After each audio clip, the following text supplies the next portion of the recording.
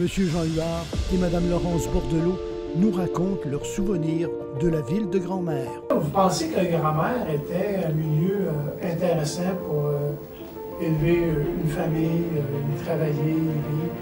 Ben, moi, en tout cas, oui, je trouvais que on était dans un quartier tout près de l'église Saint-Jean-Baptiste, donc j'avais l'école tout près, j'allais à l'école primaire à pied, l'église était tout près, il y avait un parc, il y avait des jeux pour les enfants dans ce parc-là, tout se faisait à pied. On circulait à vélo facilement, c'était facile, puis il y avait beaucoup d'activités. On avait des amis qui restaient pas loin de l'école aussi, fait que c'était quand même le fun de pouvoir être près de tout ça. Je partage les propos de M. Huard. J'ai senti la même chose, qu'il y avait des parcs un peu partout qui étaient accessibles, puis qu'on pouvait se promener en vélo sans problème.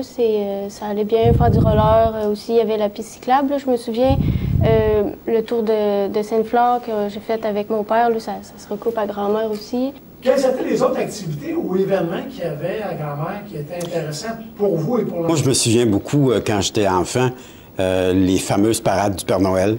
Ça, c'était quand même... la parade partait à Saint-Paul, puis elle s'en venait à Saint-Jean-Baptiste sur la 6e avenue. Il y avait beaucoup de monde, là, puis il y avait des gens de chaque côté de la rue.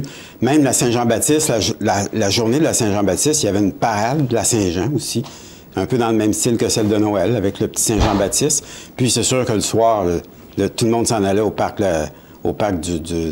on appelait ça le parc Saint-Paul à l'époque, qui est devenu le parc de la Rivière, où là, il y avait le feu d'artifice. Puis j'y suis retourné encore il y a quelques années, puis je sais pas si c'est parce que c'est un souvenir d'enfant, mais il me semble qu'il y avait encore 2 fois plus de monde quand j'étais jeune. Il me semble qu'on avait de la difficulté à marcher dans le gazon tellement il y avait de monde.